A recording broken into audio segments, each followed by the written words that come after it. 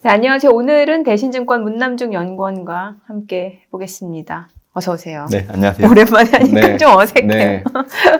제가 좀 트라우마가 있어가지고요. 무슨 트라우마? 수수 경기에는. 왜요? 왜? 지난번 조회수가 너무 안 나와가지고. 이번에 그래서 만회할 기회를 저희가 드리려고 네. 출연 요청을 한 거죠. 이제 웃자고 한 얘기고요. 나와주셔서 감사합니다. 네, 네. 향후 연준 통화정책 방향을 좀 예상해 보고 네. 이게 시장에 어떤 영향을 미치는지, 지금 사실 매크로 지표 자체가 시장에 많은 영향을 미치지 않는다는 얘기도 있는 반면에 그래도 중요하다 이렇게 보는 시각도 있잖아요. 네. 네. 사실 매크로 지표 중요하죠. 사실 미국 증시가 역사적 사상 최고치 계속 경신하고 있지만 그 바탕에는 양호한 경제가 뒷받침되고 있기 때문에 사실 투자자들은 관심은 없지만 미국 기업 실적이 지난해 하반기 올해 분기별로 되게 좋거든요. 그래서 그런 부분들로 인해서 주가가 많이 올라간다고 생각을 해요. 그렇기 때문에 현재로서는 물가와 통화 정책이 중요할 걸로 좀 보고 있고, 또 시장에서는 9월 달에 금리 인하를 단행할 걸 염두에 두고 있는데 저는 개인적으로는 좀 이르게 할 여지도 있다라고 생각을 해요. 그럼 그래서 7월? 네. 빠르면 6월, 늦어도 네. 7월 정도 염두에 두고 있는데 그냥 그 얘기를 좀 드리고 싶어가지고 제가 나왔습니다. 7월 달에 연준이 금리 인하를 할 수도 있다라는 그 근거는 뭐라고 보시는 거예요? 사실 월간 물가지표도 중요해요. 네. 근데 월간 물가지표는 3개월 연속 동일선상의 방향성이 나오면 의미가 있는데, 올해 들어서는 월별로 놓고 봤을 때 사실 시장 해석에 따라서 약간 달라진 부분들이 있어서 결국 투자자분들이 가장 염두에 두고 보실 만한 가장 중요한 키 인디케이터는 실질 중립금리와 실질 정책금리, 이 두 가지 놓고 봤을 때 현재 실질 정책금리가 실질 중립금리를 상회하고 있는 이 시그널만으로도 연준은 사실 금리 인하를 단행해도 되는 명분을 가지고 있기 때문에 올해 이제 금리 인하가 가능하다는 대의 변하지 않는다라고 얘기를 좀 드리고 있는데요. 제가 이제 빠르면 6월, 늦어도 7월 달 금리 인하를 할 수 있다라고 얘기해드리는 이유들 중에 하나는 올해 디스인플레이션이 계속 지속되고 있는데 네. 투자자분들의 눈높이가 너무 높은 것 같아요. 그러니까 금리 인상기 때 물가가 떨어지는 속도를 가지고 올해 발표되는 물가지표 결과를 해석하려고 하면 당연히 물가가 떨어지지 않는 것처럼 보이지만 사실 물가는 떨어지는 방향성이 바뀌지 않고 있는 상황이기 때문에, 그래서 저는 물가의 경직성 하면 항상 얘기하는 게 주거비인데요. 그렇죠. 네, 사실 주거비도 떨어지고는 있어요. 근데 이제 시장 기대치가 높기 때문에 그런 해석들이 있는 것 같고요. 최근에 이제 미국 시장의 동향을 놓고 본다고 하면, 금리가 너무 높기 때문에, 신규 주택을 구입하려고 하는 분들보다는 네. 기존에 계약된 임차 형태를 계속 유지하려고 하는 부분들이 있다 보니까 사실, 주거비 인플레이션이 떨어지는 부분들이 지금 현재 시장에는 반영이 좀 더디거나 네. 늦어지고 있기 때문에 주거비가 앞으로 떨어지지 않을 수도 있겠다고 그렇게 해석하는 부분들이 좀 있어서 그런 것 같아요. 근데 기존 그리고 신규 임대차 관련된 비용의 그 갭이 최근 들어서 많이 좁혀졌기 때문에 앞으로는 주거비가 이를 반영할 여지가 상당히 높습니다. 그렇기 네. 때문에 이 얘기를 드리는 이유는 연준이 올해 좀 시장 예상보다는 금리를 빨리 할 수 있다는 그 이유로도 작용할 수 있기 때문에 얘기를 드리는 겁니다.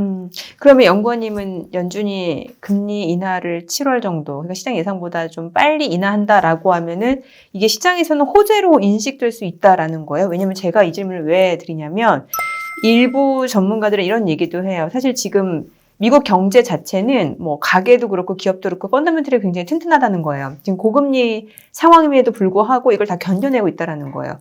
그런데 연준이 굳이 금리를 인하할 명분이 없는데 금리를 인하한다라는 건 경기도나 시그널이 나타나고 있다라는 거에 방증이기 때문에, 그렇게 되면 우리 시장은 좀 빠르게 내리면 안 좋을 수도 있다라는 해석도 있거든요.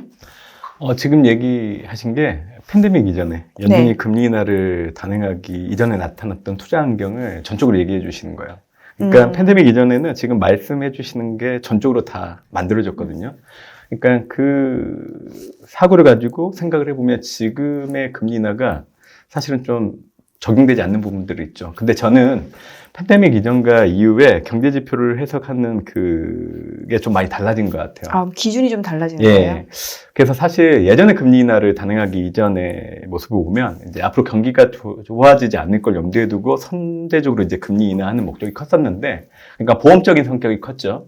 근데 지금 현재 같은 경우에는 미국 경기가 앞으로도 성장 흐름을 계속 이어질 확률이 더 높은 상황이기 때문에 이제는 금리 인하에 대한 명분, 목적들을 다르게 해석을 해야 되죠. 그래서 저는 오히려 반대로 실물 경기를 지금보다 훨씬 더 활성화시키고, 또 올해 이제 미국 대선을 앞두고 또 정책적인 선택을 연준이 안 할 수도 있는데 입김은 분명히 받을 여지는 있거든요. 그렇기 때문에 바이든 대통령 역시 최근 들어서 공개석상에서 연준이 금리 인하를 좀 해줬으면 좋겠다라는 얘기하는 이유가 주가 부양, 부동산 가격 상승을 하게 되면 토심이 좀 바이든 대통령에게 오는 부분들도 있기 때문에, 그래서 저는 기존의 틀과 새로운 틀을 놓고 봤을 때 좀 다른 해석을 많이 하셨으면 좋겠다 생각을 해요. 그리고 예전에 보면은 금리 인하 시기에는 나스닥이 잘 간다고 했잖아요. 근데 지금 상황 보면은 고금리 상태인데도 나스닥 잘 가잖아요. 네. 그럼 앞으로 금리가 인하가 되면 어떻게 되는 거예요? 더 잘 나가겠죠. 더 잘 간다. 네. 사실. 약간 터보 엔진 다는 식으로? 그렇죠.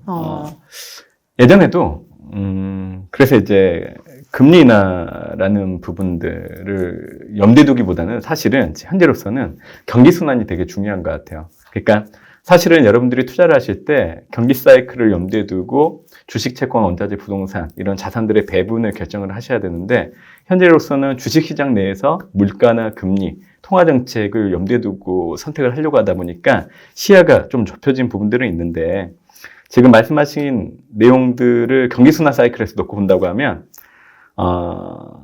팬데믹 이후에 2020년 5월 이후 그리고 올해 4월 기준으로 놓고 봤을 때 미국은 경기 확장에 48개월째 놓여 있는 상황입니다. 근데 1980년도 이후에 미국이 경기 확장에 들어간 게 총 5번 있었거든요. 그때 평균적으로 지속됐던 개월수가 85개월이에요. 그러니까 7년 1개월 정도 되는 거죠. 팬데믹 이후 경기 확장 구간에 적용을 해보면 사실은 2027년 6월 정도까지는 미국이 경기 확장 국면에 놓여 있을 확률이 상당히 높습니다. 그렇기 때문에 말씀하신 것처럼 성장주들, 그러니까 지금 현재 견인하고 있는 매그니피센트 7 종목들이 주가가 더 올라갈 수 있다는 거예요.